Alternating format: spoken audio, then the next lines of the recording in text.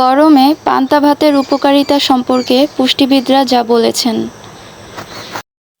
গবেষণায় দেখা গেছে B complex, vitamin K, calcium, iron, magnesium, potassium ও সেলেনিয়ামের মতো মাইক্রোনিউট্রিয়েন্টের প্রাপ্যতা গাজন প্রক্রিয়ার মধ্য দিয়ে চালের মধ্যে মারাত্মকভাবে বৃদ্ধি পায়। এটি ভিটামিন বি6 এবং বি12-এর একটি ভালো উৎস, যা অন্যথায় সাধারণ খাদ্যে খুব বিরল।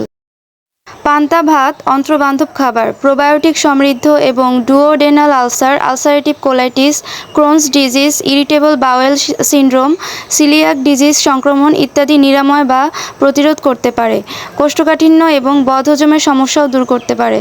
পান্তা ভাত তাৎক্ষণিক শক্তি দেয় এবং ডিহাইড্রেশন, ক্লান্তি, দুর্বলতা রোধ করতে শরীরে ইলেকট্রোলাইটের ভারসাম্য বজায় রাখে। স্তন্যদানকারী মায়েদের জন্য তরল খাদ্য হিসেবে পান্তা ভাত খুবই উপকারী। উচ্চ রক্তচাপ কমাতে, হাড়ের স্বাস্থ্যের জন্য উপকারী এবং ইমিউন সিস্টেমকে উন্নত করে ক্যান্সারের মতো ব্যাধি থেকে রক্ষা করতে, শ্বেত রক্তকণিকার সংশ্লেষণকে উন্নত করতে সাহায্য করে পান্তা ভাত।